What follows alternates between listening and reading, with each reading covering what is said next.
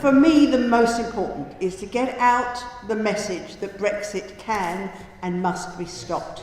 And I think those of the people that I've talked to who are not necessarily in Brexit circles, if you like, think, oh, well, we voted that, it's inevitable. You know, they come out with a mantra, the people's vote, and the rest of it.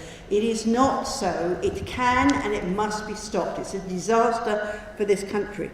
So, we're in Oxford and we're a pretty well educated and pretty well committed audience here, but I have news for you that most people out there don't know, don't understand how the House of Commons works, don't know what their MPs are doing for them, and they don't know what Brexit is actually going to mean to them. And so I think we have a real job of education, and we can only do that if we're talking to people. Now, you're all members of clubs and societies, and whether it's the golf club or the bridge club or the Lions or whatever, talk to people who are not of your mind and persuade them that because they know you, they like you, and they will understand that if you have a real story, you need to be talking to them. Don't be talking to your friends about Brexit and shaking your heads. Write to the local newspaper. But call up the local phone-ins on Radio Oxford and the other phone-ins.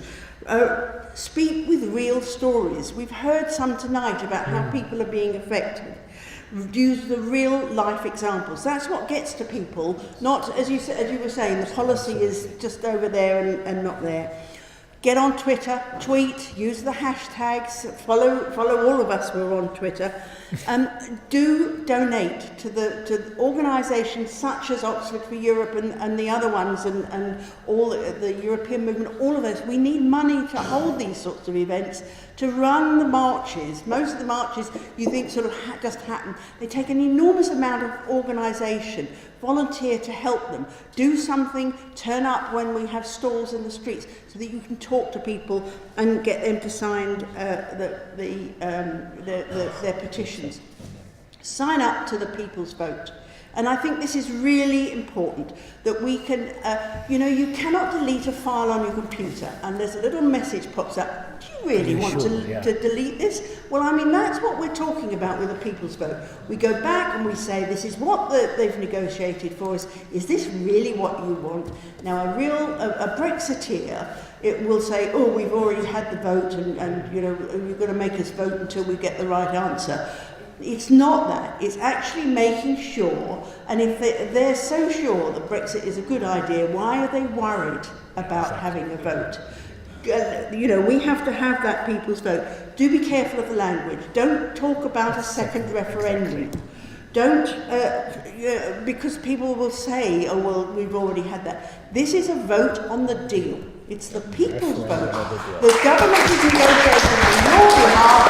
You deserve to have your say and endorse that or not, as the case may be. So lots of things to do, but don't be silent. Don't talk to your friends who are already with you on this. Talk to the people who are not. If you're sitting on the bus, talk to the next person on the bus to you. We're all in this together. I don't know what happened to this country after the 2012 Olympics. We were demonstrating, we were outward looking, we were welcoming, we were sure of ourselves. Somewhere between there and now, we've let the right wing take over this country. We have to fight back. Thank you very much.